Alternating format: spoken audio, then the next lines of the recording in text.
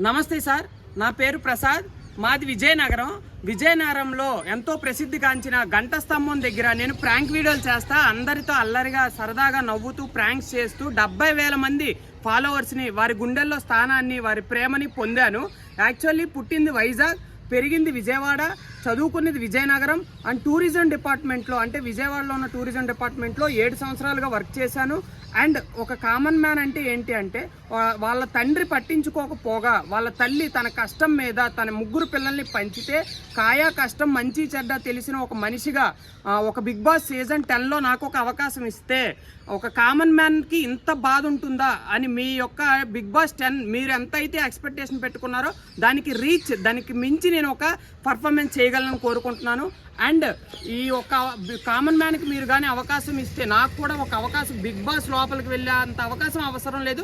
Just అగ్ని పరీక్షలో నన్ను సెలెక్ట్ చేస్తే చాలు, అగ్ని పరీక్షకు వచ్చే అవకాశం ఇస్తే చాలు. మిగతా అంత నెక్స్ట్ స్టెప్ మీరే నా కాన్ఫిడెన్స్ చూసి నన్ను ఓకే చేస్తారు అనుకుంటున్నా. అండ్ ఒకవేళ నేను కానీ బిగ్ బాస్లో సెలెక్ట్ అయితే ఈ బిగ్ బాస్ 10 సీజన్లో మీరు మనీ ఇవ్వవసరం లేదు. ఎందుకో తెలుసా?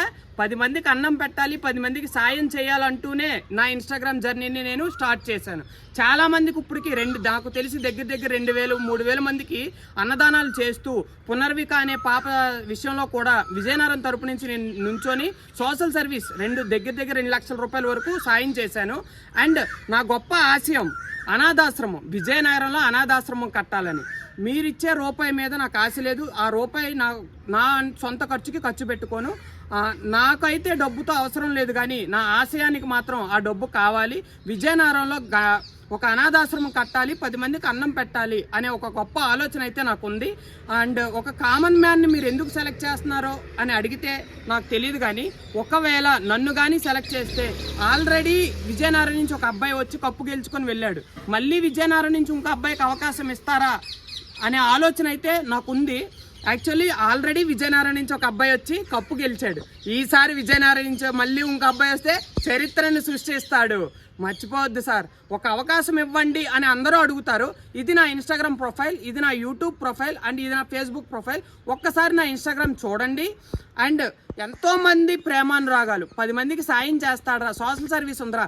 విజయనగరం, ఏలూరు, విజయవాడ, వైజాగ్ 4 ఊర్ల నుంచి నాకు ఒక మంచి ఫాలోయింగ్ ఉంది. ఎందుకంటే ఒక ఊర్లో చదువుకున్నాను, ఒక ఊర్లో పుట్టాను, ఒక ఊర్లో పెరిగాను, ఒక ఊర్లో టూరిజం డిపార్ట్మెంట్లో ఒక 7 సంవత్సరాలు పనిచేసా. అండ్ ఐఏఎస్ ఆఫీసర్ ఇంట్లో, 4 ఐఏఎస్ ఆఫీసర్ ఇంట్లో కుక్కుగా ఒక పని చేశాను. అండ్ ఎంటర్టైన్మెంట్ చేస్తాను.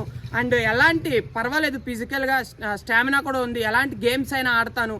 మీరు నాకు ఒక అవకాశం ఇస్తే నా లైఫ్లో అది నాకు ఒక ఫస్ట్ మెట్టను అని భావిస్తాను. నా అనాథాశ్రమం కట్టాలనే ఒక గొప్ప ఆలోచనకి మీరు నాకు ఒక అవకాశం ఇస్తారనుకుంటున్నాను. Thank you sir.